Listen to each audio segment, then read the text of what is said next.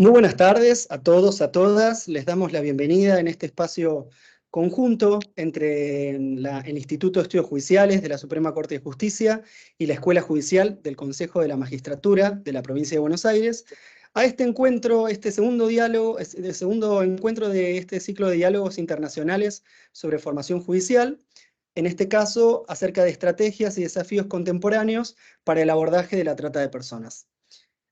Antes de presentar a quien nos acompaña y que va a exponer en esta tarde, comentarles que en este momento les voy a dejar en el chat un formulario para que puedan completarlo y así acreditar su participación en este encuentro. En el día de mañana van a recibir un correo electrónico en el cual se les va a detallar cómo tienen que hacer para obtener el certificado de participación y demás. Ahora bien, ya para darle la palabra a quien será la expositora de esta tarde, la doctora Tania García Sedano. Ella es magistrada en la Audiencia Provincial de Madrid y profesora de la Universidad Carlos III de Madrid también. Tania, es un gusto que nos acompañes en este espacio, así que bueno, te escuchamos atentamente. Buenas tardes, muchas gracias a vosotros. El placer, desde luego, es mío. Bueno, espero que os resulte o que les resulte de interés esta ponencia, que nos enriquezca a todos después en el ratito compartido que tendremos. En todo caso, bueno, os invito a que si en algún momento me queréis interrumpir o queréis compelerme a responder alguna pregunta, pues os sintáis con toda la confianza como para hacerlo. Camilo, si no me equivoco, va a compartir una presentación que he preparado Ahí y ya la que estamos viendo.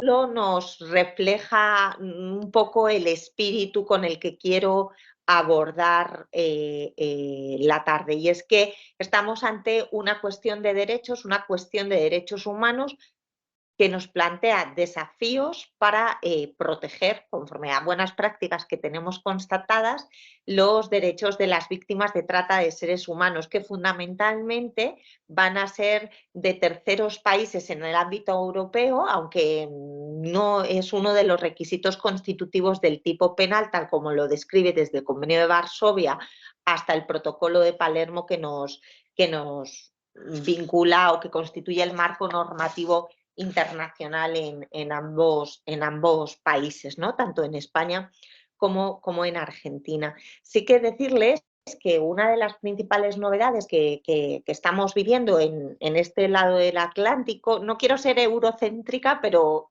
quiero hacerles comentarios y incidir en aspectos que considero capitales para que se hagan cargo del momento en que estamos viviendo en este lado y transmitirles aquellas ideas que creo que pueden ser constructivas o que pueden enriquecer el diálogo entre ambos ordenamientos para implementar buenas prácticas o mejoras en el abordaje de este fenómeno delictivo y en la protección de sus víctimas. La principal novedad es que en este momento se encuentra siendo objeto de reforma la Directiva 2011/36 de la Unión Europea. Ustedes sabrán que en el ámbito europeo, en el ámbito regional europeo, tenemos un derecho supranacional y un derecho regional que se constituye fundamentalmente con el convenio del Consejo de Europa y todo su engranaje de convenios y protocolos que desarrolla la Convención de 1950.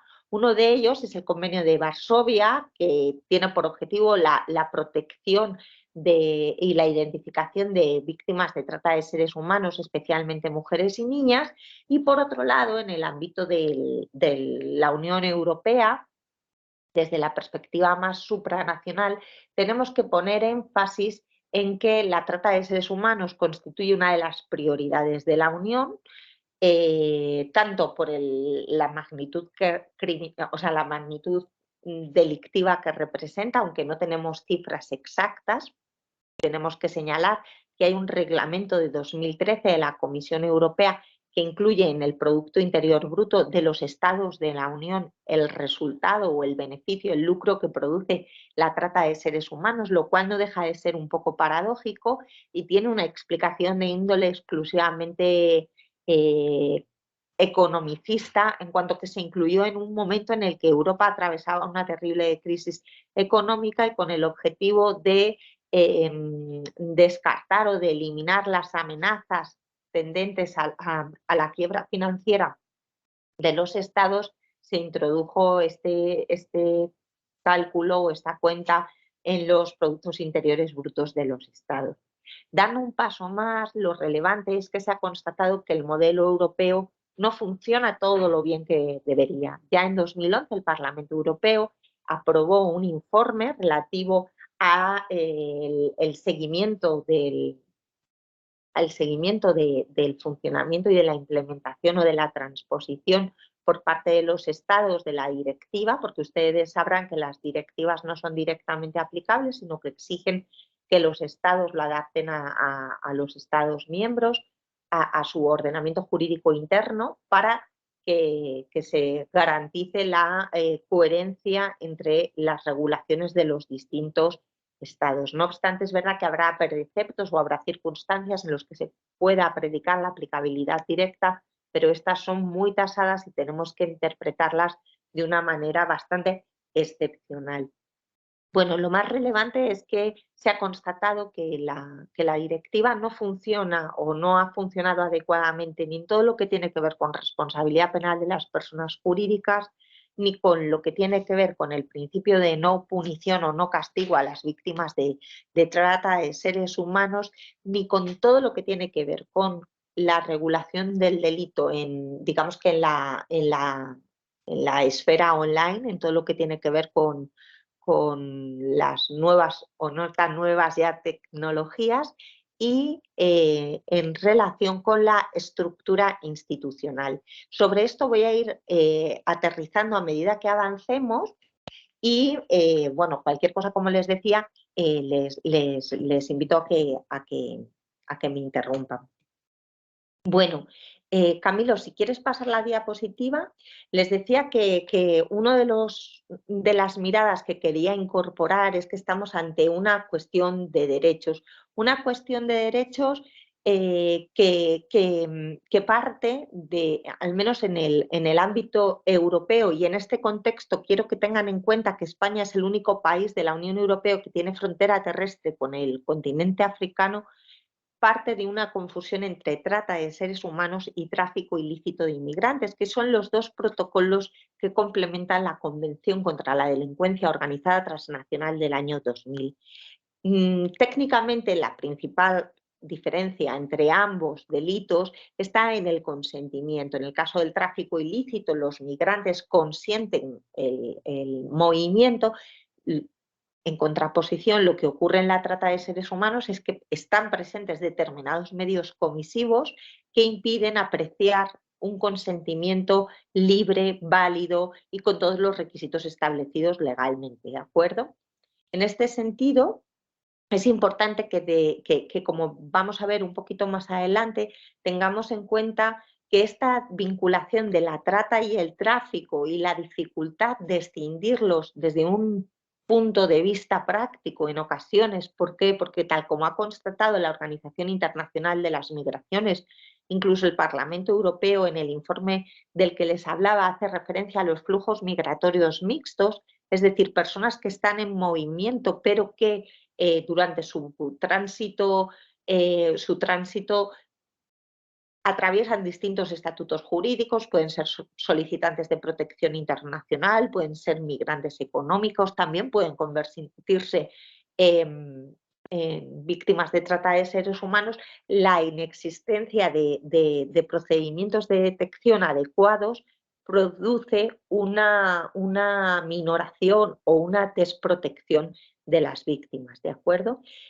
Es importante que tengamos en cuenta y definamos los mecanismos de protección y de identificación como premisa. En ese sentido, tengo que decirles que en España está a punto de aprobarse un anteproyecto de ley, el primer anteproyecto de ley orgánica integral sobre protección e identificación de las víctimas de trata de seres humanos. Pero bueno, no sé si saben que antes de ayer convocaron elecciones generales, por lo que todos los proyectos de ley han decaído, así que tendremos que esperar, crucemos los dedos, a la próxima legislatura para poder tener un texto normativo, ¿de acuerdo? Bueno, en cuanto a los derechos o a la cuestión de derechos, sí que quisiera contraponer frente al enfoque trafiquista al que hacía referencia y a la inexistencia de mecanismos legales que consoliden la detección y la identificación como premisa de la protección de las víctimas de trata de seres humanos, es imprescindible que tengamos en cuenta las perspectivas a las que tenemos que caminar, ¿de acuerdo? En ese sentido, en relación con las perspectivas a las que tenemos que caminar, la principal cuestión es abordar la trata de seres humanos desde una perspectiva de derechos humanos. ¿Por qué una perspectiva de derechos humanos? Bueno, pues porque la trata de seres humanos supone la negación de prácticamente todos los derechos humanos. En el ámbito regional europeo y también en el protocolo de Palermo establecen la necesidad de que se tengan en cuenta los derechos de las víctimas. Por tanto, esta mirada constituye no solo el marco normativo, el marco conceptual para hacer frente a la trata de seres humanos, sino que constituye algo más en cuanto que esta perspectiva desde un punto de vista operativo está encaminada a promover y a proteger los derechos de las víctimas durante todo el procedimiento, incluso antes de ser detectadas e identificadas, ¿de acuerdo? ¿Por qué? Porque el enfoque de derechos humanos sitúa a estos en el centro y potencia, inaugura nuevos enfoques, establece la responsabilidad del Estado a través de la implementación del principio de diligencia debida e inaugura un diseño del marco normativo más consecuente y más garantista con las situaciones de extrema vulnerabilidad en las que la trata deja a las víctimas, ¿de acuerdo?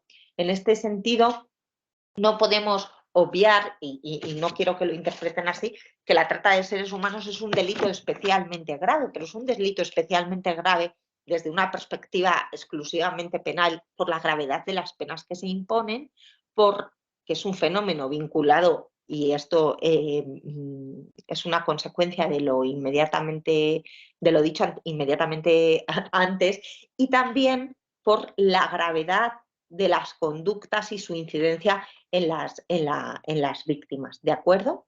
Por otro lado, en cuanto a las perspectivas y al abordaje de la trata como una cuestión de derechos, tenemos que tener en cuenta la perspectiva de género. En este sentido, se pronuncia el Objetivo de Desarrollo Sostenible número 5, que transversaliza el género al resto de los objetivos de desarrollo sostenible y en concreto a la meta 8.7, que es la que tiene que ver con la trata de seres humanos y con las formas contemporáneas de esclavitud. ¿Qué significa perspectiva de género? Tenemos que interpretar perspectiva de género con el hecho de que las mujeres y las niñas sufran en un porcentaje mayor este tipo de delitos. Bueno, creo que esto nos lleva a una confusión entre sexo y género que no es adecuada.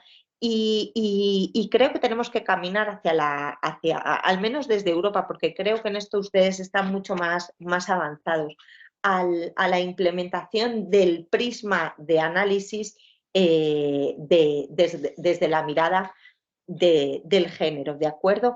Esto supone que tengamos en cuenta los factores causales, pero también las distintas manifestaciones del fenómeno delictivo y las distintas formas de explotación en atención a las personas que sufren este tipo de delitos.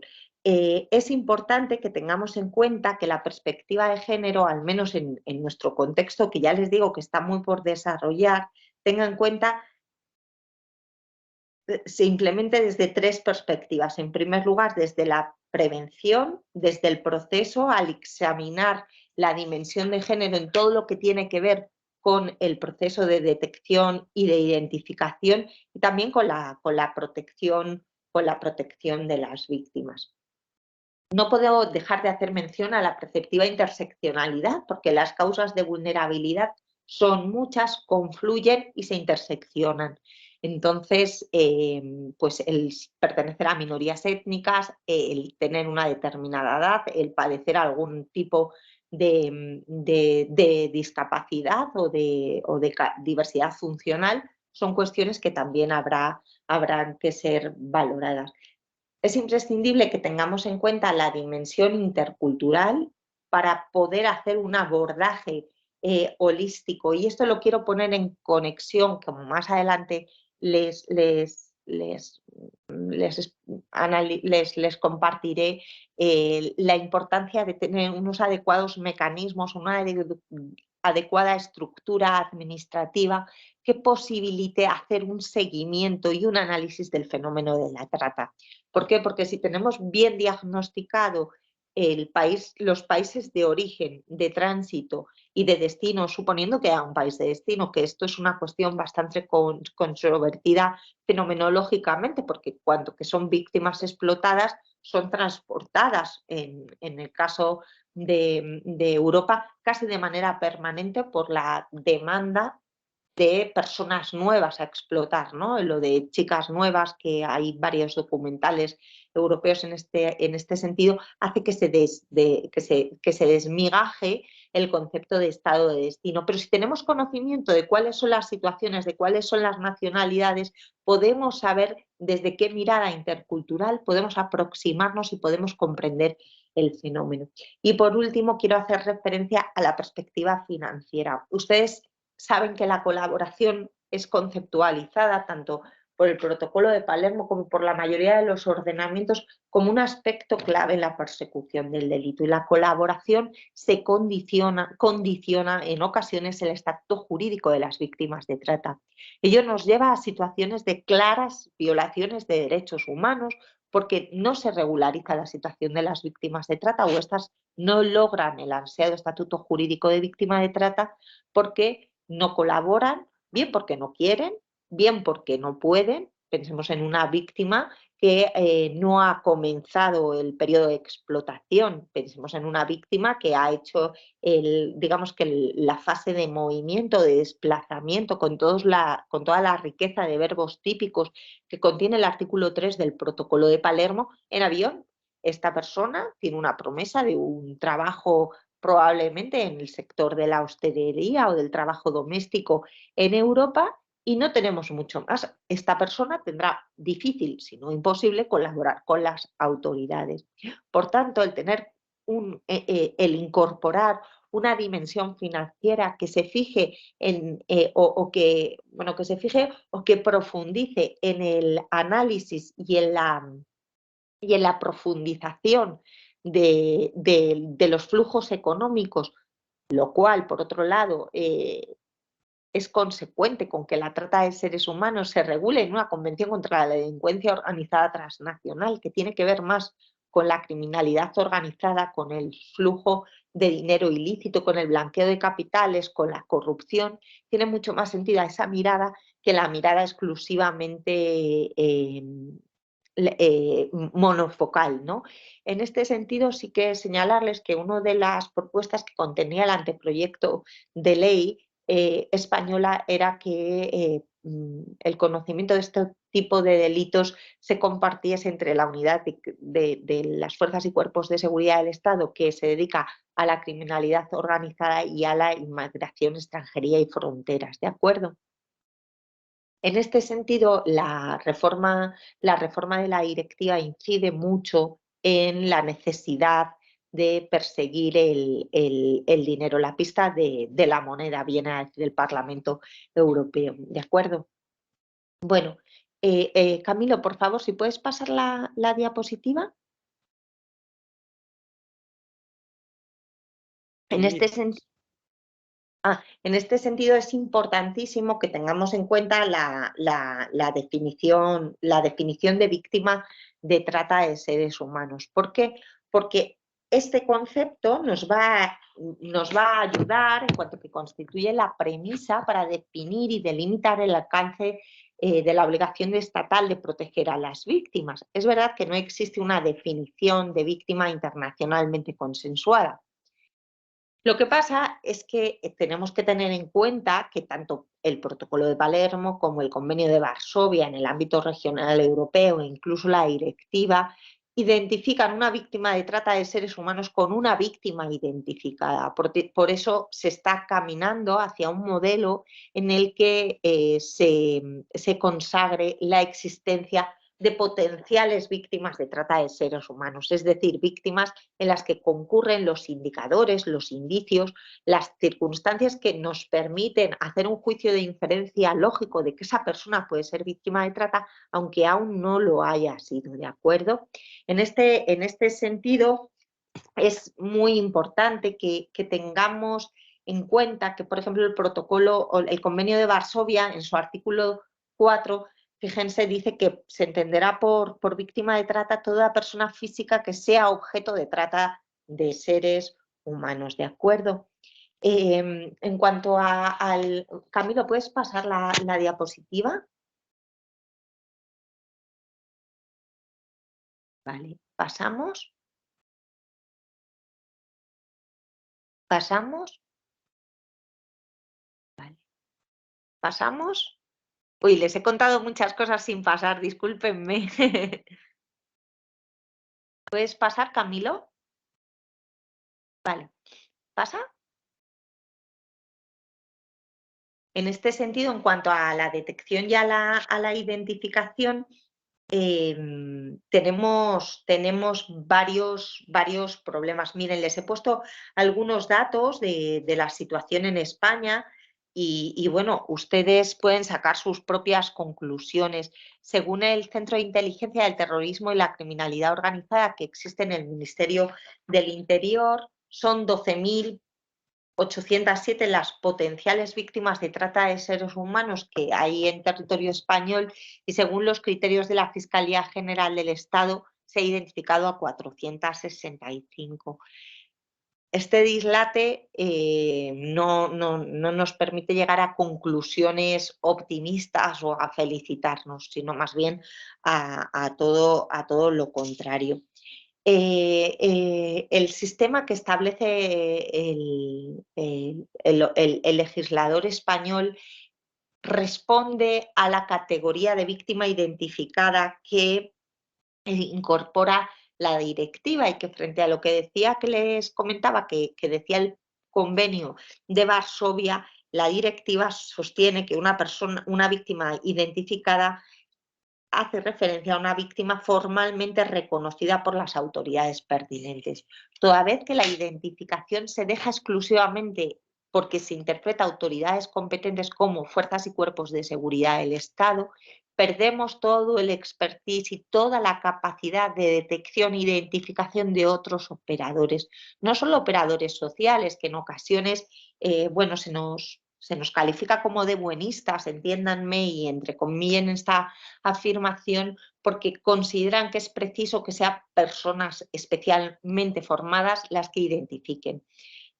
Yo, por supuesto, estoy a favor de esta postura, pero creo que hay muchas personas y muchos agentes clave que tienen capacidad para detectar a víctimas de trata de seres humanos con ocasión de las funciones que desempeñan. Por ejemplo, médicos, la inspección de trabajo con todo lo que tiene que ver con esclavitud, trabajo forzoso, servidumbre y prácticas análogas a la esclavitud, notarios o funcionarios del registro civil en todo lo anejo al matrimonio forzoso, que fíjense es una de las nuevas finalidades que se quieren incorporar con la reforma de la directiva al marco de la Unión Europea, las adopciones ilegales, que también es una nueva finalidad que se quiere incorporar, incluso la gestación subrogada, que es una de las propuestas que se sostienen por parte de determinados organismos dentro del Parlamento Europeo. ¿De acuerdo?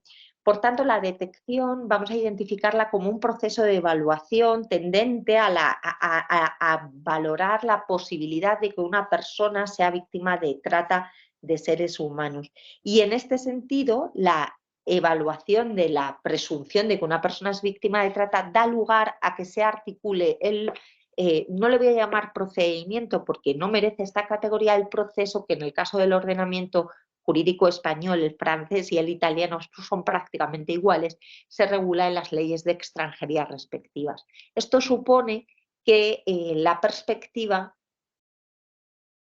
en primer lugar, les he dicho que es un proceso, no un procedimiento, es decir, no se ajusta a los parámetros de un procedimiento administrativo con un trámite de audiencia, con un trámite de informe, con un trámite de entrevista, con una tramitación en la que las resoluciones se van comunicando a las personas interesadas, que pueden no ser la víctima de trata, porque no vamos a exigirle la autoidentificación con todo lo que esto supone, pero sí a los distintos agentes con capacidad para detectar.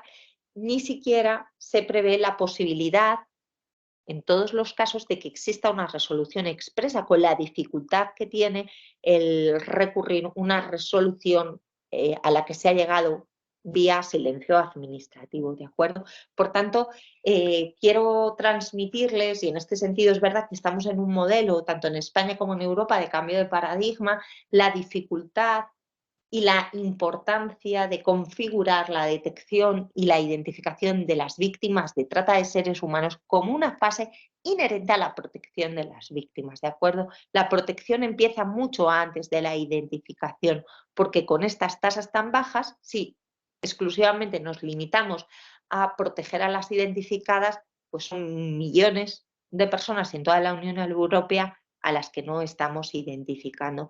Les doy una pincelada más sobre el informe del Parlamento Europeo, y es que el Parlamento Europeo dice que más de la mitad de las víctimas de trata en el contexto de la Unión Europea son ciudadanas comunitarias, ¿de acuerdo? Esto es muy importante porque si no tenemos en cuenta, como les adelantaba antes al abordar la dimensión intercultural, si no tenemos en cuenta la importancia de analizar de manera permanente la evolución y la fluctuación del fenómeno en atención a los lugares de origen y de tránsito, no vamos a poder detectar a las víctimas porque son invisibles a nuestros ojos, ¿de acuerdo?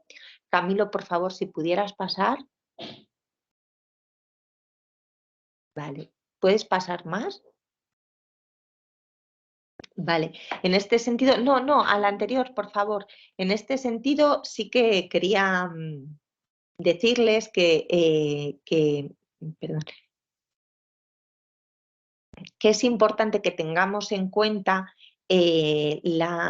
como les pongo, la necesidad de que en la detección y en la identificación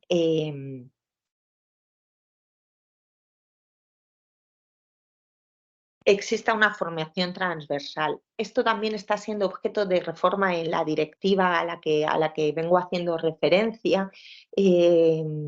España ha sido condenada en un par de ocasiones por el Tribunal Europeo de Derechos Humanos, no tanto por la detección o no de las personas objeto de trato por parte de las fuerzas y cuerpos de seguridad del Estado, sino por el trato que estas personas les han dispensado, que estos funcionarios públicos les han dispensado, ¿de acuerdo? De hecho, en uno de los procedimientos, ni siquiera el procedimiento judicial se incoó, ¿de acuerdo? Esta persona denunciaba que había sido abusada sexualmente y los policías, bueno, le profirieron expresiones del tipo puta negra, vete de aquí, déjanos en paz, vete a tu país. El procedimiento judicial no se incoa, se archiva por sobreseimiento provisional, o sea, se incoan las diligencias previas, se archiva con un sobreseimiento provisional, se recurre las respectivas resoluciones y finalmente una organización de derechos humanos acude al Tribunal Europeo y condena a España, en primer lugar, por la utilización de estereotipos racistas y, en segundo lugar, porque estos estereotipos racistas condicionan la tramitación del procedimiento judicial. ¿De acuerdo? Entonces, estas son las alternativas, junto con un verdadero procedimiento administrativo ubicado dentro del propio contexto, que, como les decía, per se ya es una garantía que debemos incorporar para arrojar fin a la invisibilidad, poner luz y poder ver, detectar e identificar a las víctimas de trata de seres humanos. En ese sentido, hay unas cuantas buenas prácticas que les voy a compartir porque creo que pueden arrojarnos luz y bueno, orientarnos o indicarnos el lugar hacia el que debemos caminar. En ese sentido, hay buenas prácticas en cuanto que se está empezando a incorporar la narrativa de las víctimas de trata, no solo durante todo la definición o la descripción o la construcción del relato de lo que ellas han vivido de una manera verbal, sino fíjense que también a través de otras expresiones artísticas. El año pasado, no llegará el año, bueno, hace unos meses se ha concedido el Estatuto de Protección Internacional a una víctima de trata con ocasión de unos dibujos que había hecho, en los cuales se podía ver cómo una persona que estaba colocada a su lado moría. Ella cuenta que han asesinado a su hermano, cuenta el poblado del que viene y efectivamente, bueno, pues había habido una matanza, habían matado a varios familiares suyos, no solo a su hermana. Ella está en una situación de bloqueo que la impide verbalizar la situación tal como realmente ocurrió, y se sirve de estos materiales artísticos, unos dibujos, unos esquemas que ella hace, unos diagramas más bien, y se la concede el Estatuto de Protección Internacional. Y luego también esto pasa por el reconocimiento de las propias estrategias de supervivencia de las víctimas de trata de seres humanos, vinculadas con la sororidad y con el cuidado mutuo y sororidad, que en ocasiones no son entendidas, al menos en toda su complejidad. ¿Por qué? Porque sus conceptos, en ocasiones, al menos desde lo que ocurre aquí, acudimos a miradas muy etnocéntricas, prescindiendo de una etnografía multisituada en la que realmente tengamos en cuenta cuáles son los lugares de origen, cuáles son esas prácticas consuetudinarias que estructuran su cosmovisión y también su forma de relacionarse, y que posibilitarían realmente conocer, comprender, detectar y ver mejor a las víctimas de trata. Camilo, por favor, si quisieras.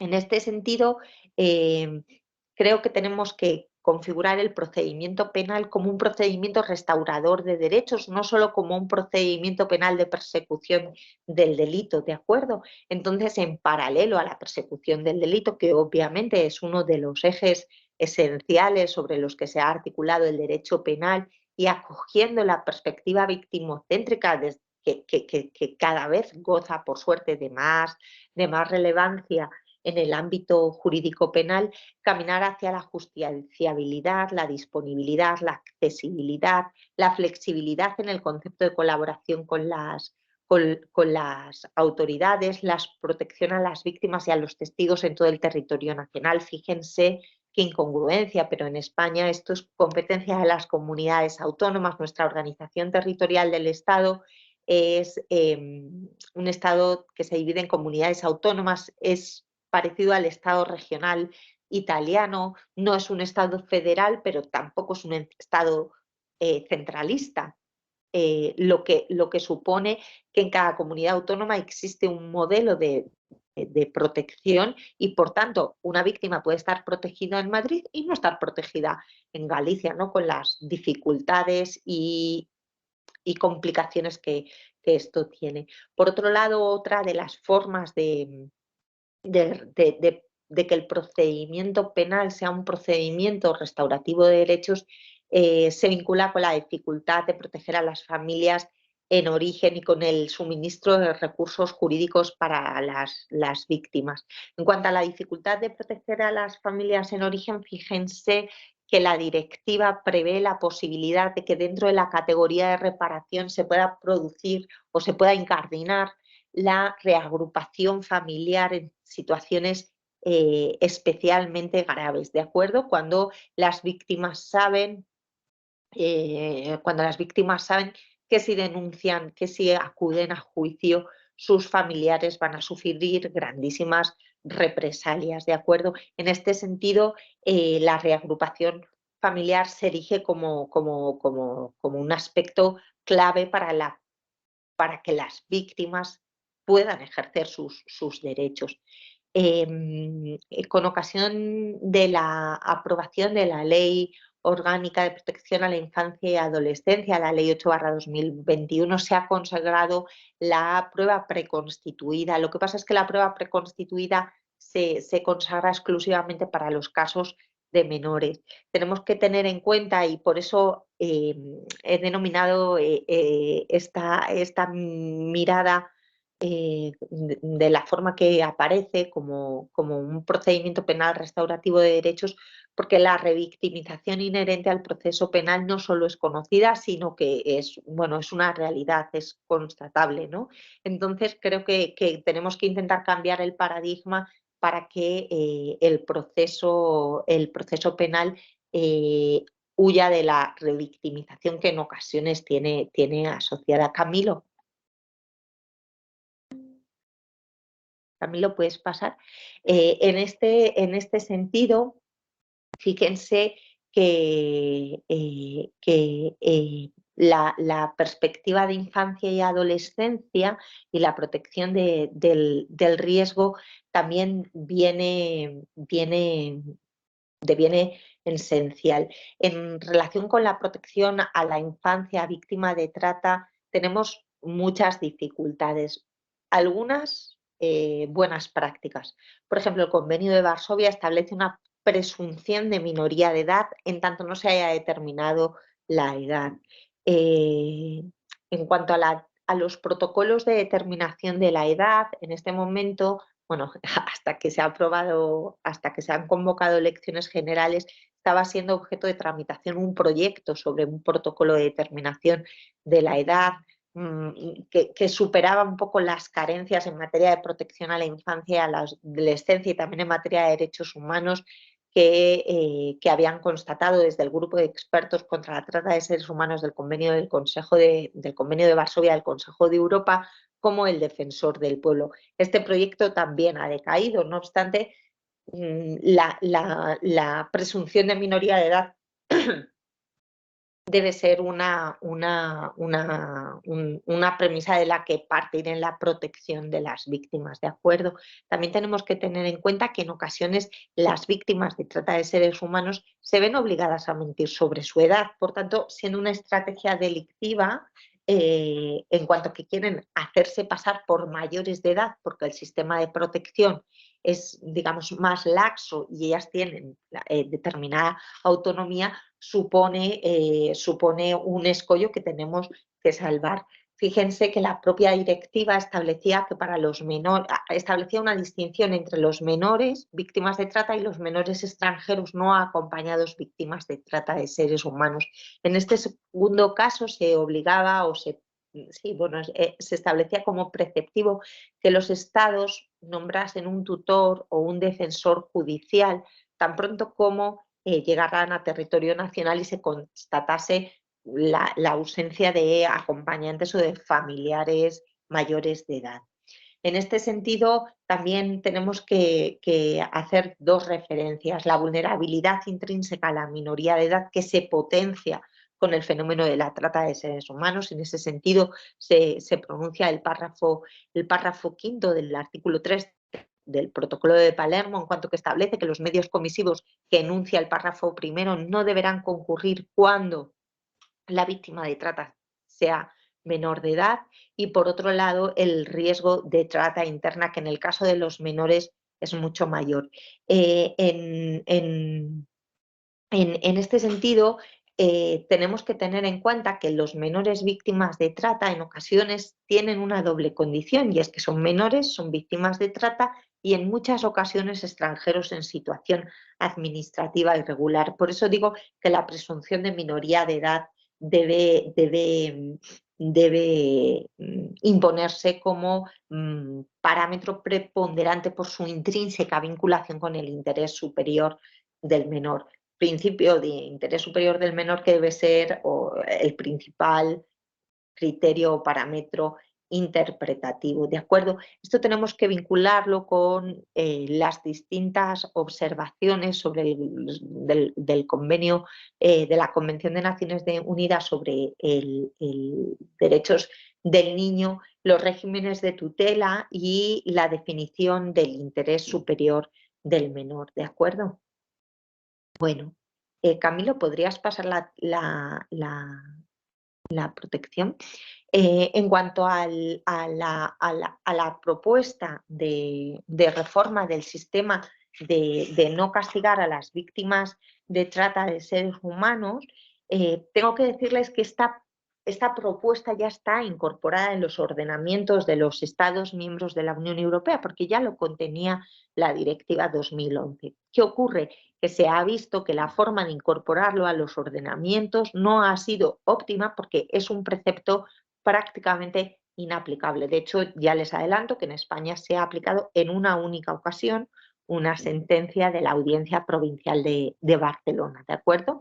Que fue confirmada por el Tribunal Superior de Justicia de Cataluña. Por tanto, el Parlamento Europeo constata que este principio no se está aplicando y que las víctimas de trata de seres humanos están siendo objeto de sanción por los delitos que cometen mientras que son víctimas de trata, y que eso determina una violación de derechos humanos como parece que es indiscutible. Por eso no solo insta a tener en cuenta las necesidades de las víctimas, sino también a tener en cuenta esta perspectiva en el ámbito penal, toda vez que lo que establece el Parlamento y la propuesta de la Comisión y del Consejo Europeo va un poco en esa línea, es incorporar la falta de un vínculo de necesidad o de proporcionalidad entre el delito que se comete y la situación de trata de seres humanos, que determina la inaplicabilidad de la misma, ¿de acuerdo? No sé, Camilo, si puedes pasar la transparencia. Vale. En este sentido, teniendo en cuenta el principio de no castigo o non-punishment, es importante que tengamos como perspectiva la categoría de repensar las fronteras, no solo como el espacio físico que separa a los estados, sobre todo teniendo también en cuenta la presencia que se constata de un gran número de víctimas de trata interna, también de trata externa, interna dentro de la Unión Europea, pero no quiero soslayar lo que ocurre allende las fronteras, sobre todo por la situación geoestratégica que ocupa España, y quiero que se hagan cargo de lo relevante que es esto desde una perspectiva de derechos humanos, sino también identificar las fronteras internas como un espacio de riesgo, ¿de acuerdo? Y reconocer las estrategias transfronterizas de las redes y de las víctimas, tanto en las fronteras físicas, como les decía, como en las fronteras interiores. ¿Por qué? Porque en ocasiones los obstáculos en la protección a derechos hace que las víctimas y que los tratantes, los gateman, las madams, etcétera, los explotadores, se sirvan de ellas para perpetuar las situaciones de explotación e incluso para garantizar la ejecución de mayores situaciones de trata, ¿no? Con lo que esto tiene de desplazamiento no solo físico. Pasamos, por favor, Camilo. En este sentido, los procedimientos administrativos, como les decía, son una forma para garantizar derechos. ¿Por qué? Porque eliminan una de las fuentes de vulnerabilidad de las víctimas de trata, que es la irregularidad administrativa a la que ya hacía referencia. En este caso es imprescindible, en este sentido se ha pronunciado el relator de Naciones Unidas sobre los derechos de los migrantes, pero también el relator sobre los derechos de los trabajadores migratorios y sus familias, que por cierto es una convención que España no ha ratificado. Y en este sentido, el hecho de remover estos obstáculos tendentes a la regularización administrativa o el estatus o a la concesión de estatutos temporales de regularización. Pensemos en una perdón, que no me sale, en una autorización por circunstancias, en una autorización de residencia por circunstancias excepcionales. Pensemos en reagrupaciones familiares como mecanismo de reparación, lo cual sería muy acorde con lo que establece el artículo 14 de la Convención contra la Tortura, que establece que la protección o la reparación, perdón, tiene que ser integral y abarcar todas las dimensiones. En este sentido, creo que es imprescindible que todo lo que tiene que ver con la dimensión de la extranjería sea tenido en cuenta. Camilo, ¿podría pasar, por favor? Por último, quiero hacer referencia a la estructura institucional. La estructura institucional es objeto también de reforma con ocasión de la directiva. Era objeto de reforma con el anteproyecto de ley que les decía que estaba siendo objeto de tramitación. Es una cuestión que, pese a ser bastante, digamos que administrativistamente bastante obvia, plantea grandes retos me atrevería a decir que en el ámbito europeo. Les voy a decir por qué. En primer lugar, organizaciones como la OSCE, la Ley Marco de Naciones Unidas sobre Trata de Seres Humanos, que aprueba la UNODC, recomiendan la creación de mecanismos nacionales de derivación, precisamente porque los mecanismos nacionales de derivación tendrían competencia en el seguimiento, en la vigilancia, en la observancia de los flujos migratorios mixtos dentro de los cuales se incardina la trata. Y desde esa mirada, lo que pretende el Mecanismo Nacional de Derivación es no solo hacer un análisis, sino también hacer una previsión y hacer y diseñar una estrategia de detección y de identificación de las víctimas. ¿Por qué? Porque si en el caso español pónganse en el caso, sabemos que en Guinea-Bissau hay un problema de matrimonio forzoso o que en Guinea Ecuatorial hay una dictadura que reprime gravemente a todos los disidentes políticos, podemos prever que personas de Guinea-Bissau y mujeres de Guinea Ecuatorial y mujeres de Guinea Costa Marfileñas van a venir hacia España, ¿de acuerdo? Por tanto, podemos estar más atentos, prever, incluso otorgar la mejor respuesta jurídica, porque en el escenario o en la hipótesis de que no puedan ser identificadas como víctimas de trata porque no hayan sido objeto de trata de seres humanos, probablemente puedan ser protegidas a través de la protección internacional o de otro mecanismo. El Mecanismo Nacional de Derivación también pretende, según lo que establece la OSCE, debería tener como objetivo y como competencia la coordinación de todas las organizaciones e instituciones nacionales. En este momento, nosotros en el modelo español tenemos un relator que hace las funciones también de coordinador con la Unión Europea, pero no tiene una oficina propia, en el sentido de propia me refiero a dotada de personal y de presupuesto propio, con lo cual, bueno, pues sus funciones las ejerce personalmente lo mejor que puede, pero funcionalmente no con todas las garantías o refuerzos que un delito como el delito de trata y que un Estado como España, perteneciente a la Unión Europea, debería hacer. En este sentido, por ejemplo, algunas de las enmiendas que se han hecho van en esta línea, la creación de mecanismos nacionales de derivación que tengan un coordinador o un relator nacional.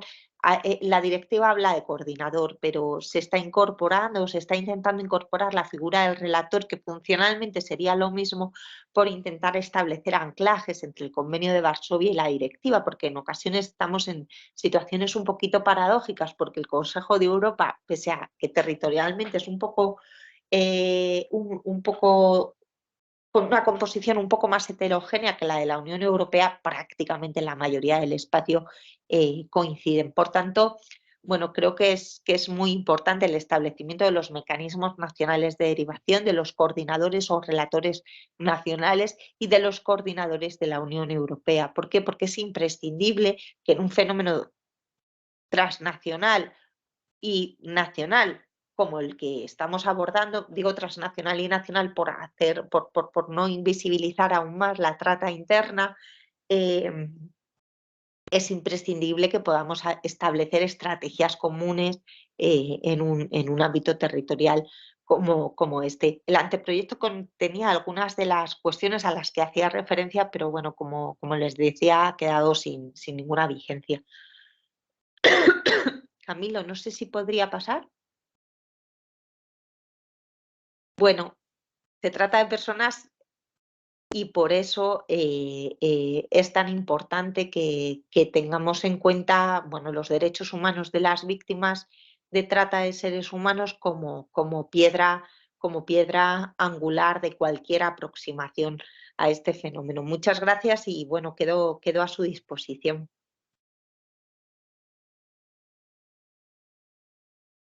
Bien, muchas gracias a vos, Tania. Bueno, ahora vamos a abrir el espacio para que puedan interactuar un poco con Tania y hacer aportes o preguntas. Por ejemplo, acá Marta Lilian Martínez pregunta, ¿hay políticas tendientes a concientizar a la población sobre la trata y la situación de las víctimas? Tenemos campañas, pero en la mayoría de los casos están orientadas a desincentivar la demanda de explotación sexual, que por otro lado es una de las más incipientes y de las más cuantitativamente de las más numerosas en el contexto de la Unión Europea. Es verdad que la trata de seres humanos con finalidad de explotación laboral severa, porque no podemos identificar la esclavitud, el trabajo forzoso, la servidumbre o las prácticas análogas con explotación laboral stricto sensu, según los últimos informes tanto de la FRA, que es la Fundamental Rights Agency, como del Parlamento, está en claro incremento. Lo que pasa es que ahí sí que la detección y la identificación no es que sean mejorables, es que son deseables porque prácticamente no estamos detectando e identificando. Fíjense que apenas hay recursos para personas que proceden para la protección, recursos institucionales, me refiero sobre todo a habitacionales, de hombres que han sido objeto de explotación laboral severa. En España hay determinadas zonas agrícolas, sobre todo en el sur de la península y en la zona oeste, sí, en toda la zona de Levante, en las cuales se constata la existencia de temporeros, entre los cuales se producen situaciones de la explotación que define el párrafo 1 del artículo 3 del protocolo de Palermo. Pero, sin embargo, apenas identificamos y no tenemos ni siquiera recursos de protección para hombres objeto de explotación, porque la explotación laboral severa a la que hacía referencia afecta porcentualmente más a los hombres. La gravedad que representa esta forma de explotación en el caso de las mujeres es que se combina. Se ha constatado recientemente que combinan la explotación laboral severísima durante el día y la explotación sexual por las noches.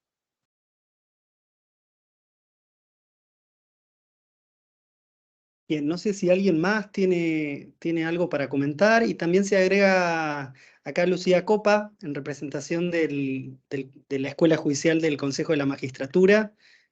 Lucía.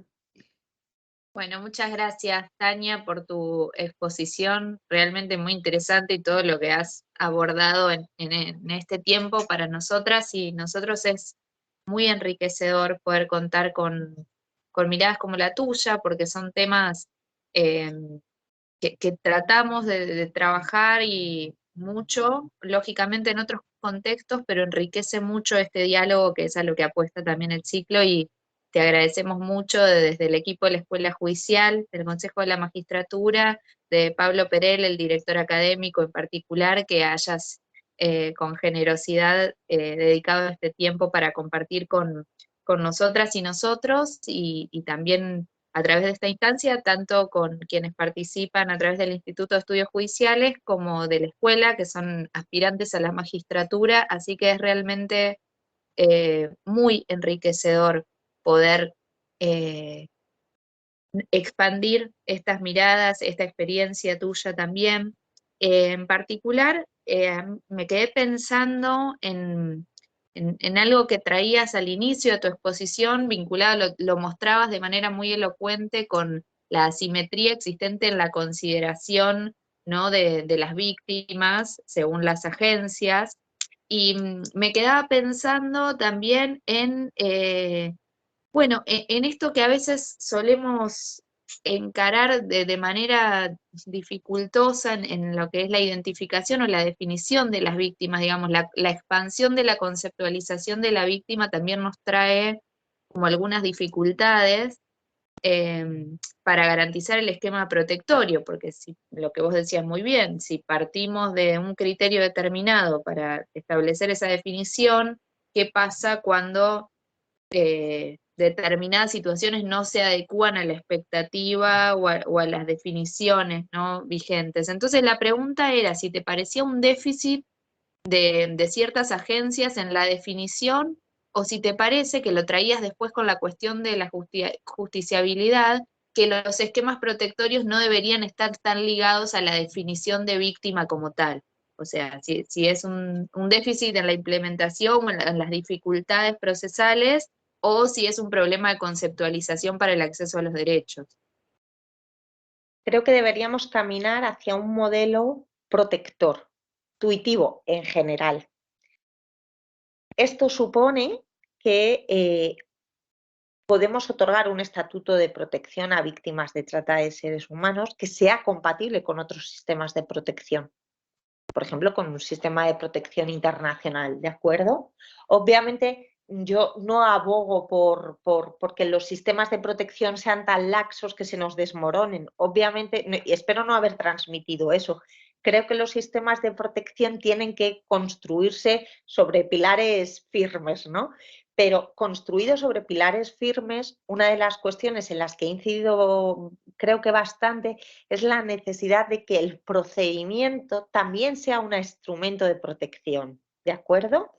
¿Por qué? Porque si la protección comienza con la identificación y el proceso ya es garantista y ya protege a la presunta víctima de trata, cuando la identifiquemos, la hemos protegido y no la hemos revictimizado desde el principio. Y luego, por otro lado, tenemos que tener en cuenta que la víctima en estas condiciones podrá recuperarse mejor. A esto hay que añadirle otra perspectiva, y es la perspectiva penal. En ocasiones, los jueces y tribunales en la jurisdicción penal se acogen a la identificación de víctima de trata en el procedimiento administrativo, el estatuto administrativo, que tiene que ver fundamentalmente con la protección en lo vinculante o en lo atinente a la extranjería, ¿de acuerdo? A la regularidad o irregularidad administrativa. Cuando os he comentado que hay una sentencia de la Audiencia Provincial de Barcelona, del Tribunal Superior de Justicia de Cataluña,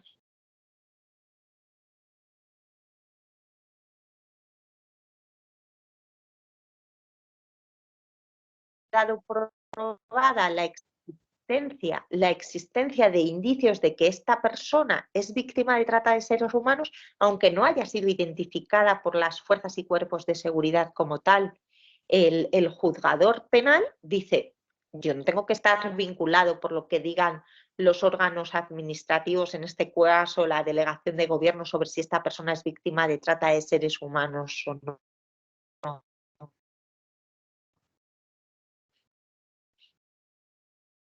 Pues, por tanto, no la condeno. ¿Me estoy explicando? Sí, perfecto.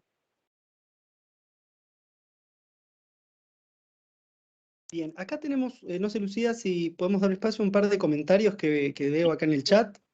Elsa Román comenta: en relación a los beneficios económicos de la trata, ¿se utilizan para la protección de las víctimas? Bueno, como saben, existe un modelo en el que se comisan los bienes, estos se incautan por el Estado, pero frente a lo que ocurre con los bienes y el dinero incautado con ocasión del tráfico de drogas, el proceso no, o sea, el proceso no es de una reversión directa a las víctimas de trata de seres humanos. En el caso de víctimas de trata de seres humanos como víctimas de un delito violento, hay una parte que podría quedar cubierta, al menos, bueno, al menos potencialmente por una ley que tenemos de ayudas a víctimas de delitos violentos y contra la libertad sexual. ¿Qué ocurre? Que la dotación presupuestaria que se hace a esta ley es muy pequeña y muy esporádica, por tanto la posibilidad que tienen las víctimas de cobrar es muy pequeña, de cobrar las indemnizaciones, me refiero. Y por otro lado, otra de las cuestiones, y sobre esto se pronuncia, o además la podemos hacer llegar si quieren, la guía de criterios de actuación judicial en materia de trata de seres humanos del Poder Judicial Español, es que uno de los déficits que tenemos es que apenas en los procedimientos penales se piden indemnizaciones para las víctimas de trata. Ya es malo que acudamos a la ficción de que indemnizar, o sea, de que reparación e indemnización son lo mismo, aunque se puede establecer una reparación cuantitativa, pero en ocasiones las víctimas quieren una reparación que no tiene que vincularse exclusivamente con lo financiero. Por eso la dimensión intercultural y etnográfica a la que hacía referencia. Pensemos en mujeres que vienen de África Occidental y tienen las marcas del yunyu en su cuerpo, o que vienen de Europa del Este, por no caer en estereotipos, y tienen los tatuajes de los códigos de barra o de los números con los que las han sellado. Para ellas una forma de reparación es eliminar esas marcas. ¿Por qué? Porque las hace volver a adquirir bueno, como el dominio o a volver el dominio sobre sí mismas, o a volver a ser dueñas de sí mismas. Por eso creo que la ficción de identificar reparación con indemnización es un poco, bueno, es un poco sibilina toda vez que responde a una interpretación que creo que es contra ley y que viene de una mala práctica que sería fácilmente reparable, en la medida en que en el ofrecimiento de acciones se le podría decir: si usted tiene conocimiento de que puede ser indemnizada, renuncia sí o no, y puede ser reparada, renuncia sí o no. De este modo otorgaríamos un espectro de protección y de reparación mayor a las víctimas, sobre todo teniendo en cuenta la complejidad del fenómeno. Fíjense que el borrador de directiva al que hacía referencia incluye incluso la reagrupación familiar en circunstancias excepcionalísimas. Por tanto, creo que la mirada tiene que ser mucho más amplia de lo que estamos...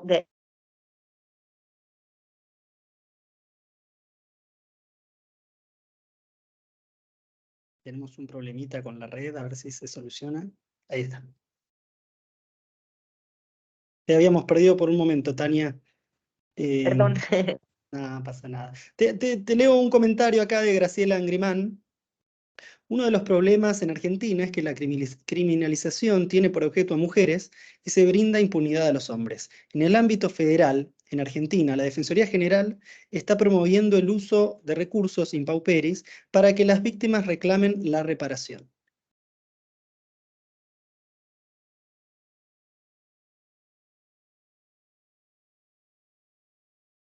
Bueno, por este lado... No entiendo muy bien qué esperáis de mí, Antes porque... de que contesten, sí, quería aprovechar para retomar esta consulta de Graciela, porque quizás también, no sé si es algo que sucede allá, pero consultarte en todo caso por si hay, o a vos tenés alguna apreciación sobre cómo está orientada la política de persecución penal.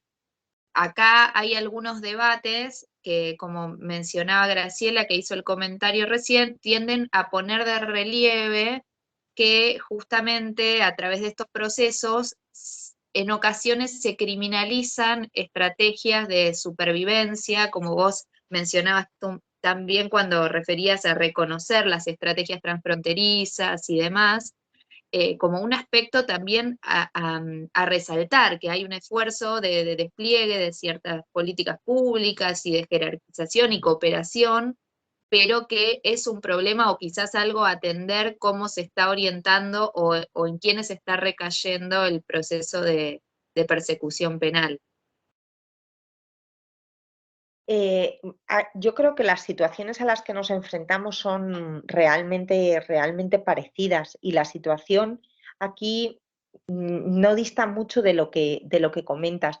Quizá el camino al que estamos transitando es al camino de la penalización de la demanda.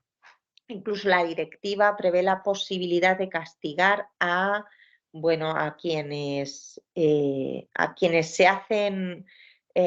hacen clientes entrecomillado, porque no creo que sea una prestación de la explotación severa ajena. En este sentido, la directiva propone, y además, Suecia está aquí teniendo un papel muy relevante, la penalización de los clientes.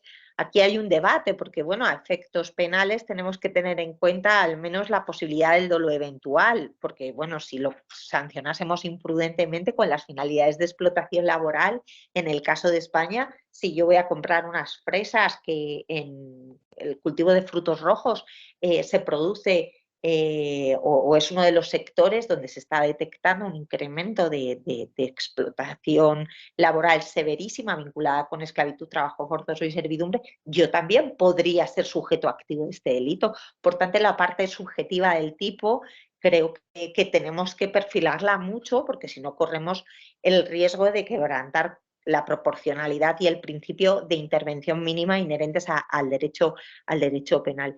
Dicho esto, la directiva ya la contenía en el párrafo 4 del artículo 18, pero como no estaba siendo objeto de adecuada implementación, ni de adecuada ni de no adecuada, porque en los países, sobre todo del sur, España es uno de los principales países demandantes de explotación sexual de la Unión Europea, junto con Alemania.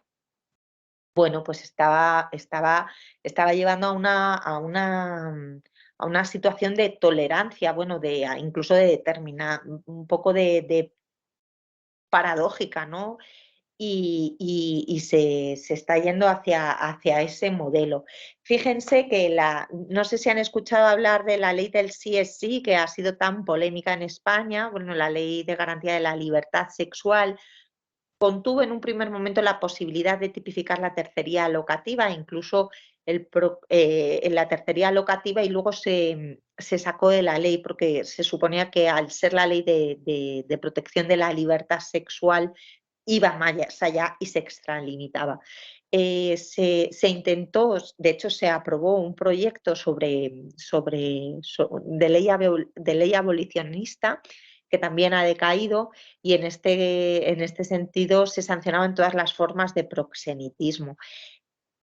Con ocasión de la tramitación de esta propuesta, numerosas organizaciones que intervienen con víctimas de trata de seres humanos, fíjense que señalaban que las víctimas estaban tremendamente preocupadas porque esto las abocaba a una situación de mayor invisibilidad y de mayor precariedad y vulnerabilidad, incluso en sus propias estrategias. Les digo, tanto del proxenetismo como de la tercería locativa. Fíjense en que en la tercería locativa se incluían incluso las cuevas o las tiendas de campaña. Hay mujeres que se organizan incluso en situaciones de explotación para intentar tener un mínimo de control o de disposición del espacio, dentro de que estamos hablando de cuevas o de tiendas de campaña, fíjense. Y ha habido una contestación por parte de las organizaciones que intervienen socialmente con estas personas muy grande. Entonces, creo que es bastante ingenuo pensar que el derecho penal puede desincentivar la demanda, que el derecho penal es una herramienta adecuada para ello. No creo que no tenga que ser objeto de sanción, pero creo que, como la trata de seres humanos hunde sus raíces en el capitalismo neoliberal que se erige como modelo económico a nivel global, y del cual la globalización es una de las manifestaciones, debemos incidir más en eso, más en la dimensión comercial, más en todo lo que tiene que ver, de nuevo, con todo lo financiero, que con el consumidor final. Hoy se aprueba por el Parlamento el proyecto de directiva sobre diligencia debida, que fíjense la relevancia que puede tener en todo lo que en todo lo conectado con cadenas globales de suministro, que ha puesto de manifiesto la relatora de Naciones Unidas, la que está ahora, y también Boomila, y creo que sería interesante ampliar el enfoque desde una perspectiva más de telescopio, más que de microscopio. Y si optamos por esta segunda vía, que creo que va a ser ineludible, porque además la Comisión y el Parlamento, ya les digo que están muy en esa línea, bueno, pues perfilar muy, muy adecuadamente el elemento subjetivo, porque si no podemos incurrir en gravísimas quiebras al derecho penal moderno y contemporáneo, ¿no?